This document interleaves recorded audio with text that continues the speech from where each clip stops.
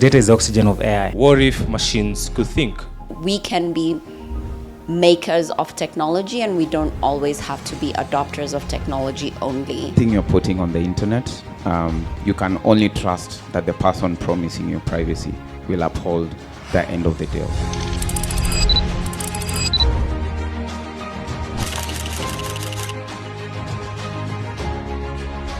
The conversation today will also, just enable us to think deeply about how do we use AI with the African context, right?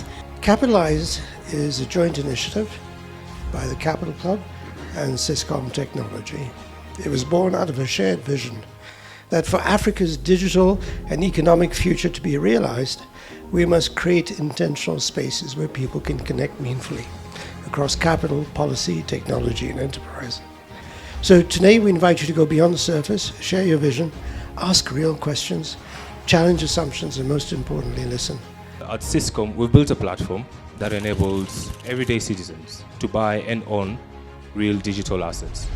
And the very digital assets that power the cloud economy, and most importantly in our era, artificial intelligence.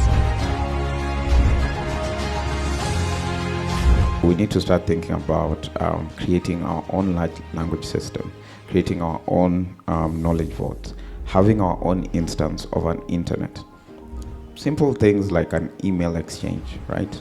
Such that if Gmail, Zoho, they switch off, we have a provider, Siscom, I hope you'll do this, that we can sort of go to. If it's storage, creatives, storing the like footage from this event is at least 2 TB or 1 TB. That's very valuable data, but where is it being stored?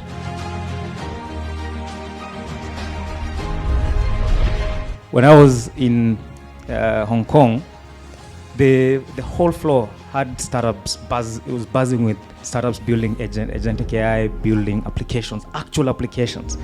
So you can see the contrast. We had almost 50 startups that had agentic applications, AI applications around customer experience, data center, infrastructure, coding, all these use cases. And you could see that these guys seem like they're 10, 20 years ahead of us. If you draw a sharp contrast, we seem to be, lagging. To build Africa for the next level, we have to do the hard work, and that hard work has come from infrastructure. And I think there was a question regarding that, how the issue of data sovereignty, right? For you to run your models on those servers are quite expensive. We've been doing primarily compute. We're exploring GPU, and just to put in context, we said let's do an experiment for GPU clusters, and the quote for that I think 31 GPUs of H100 was like $9 million, and that's just like a half a rack.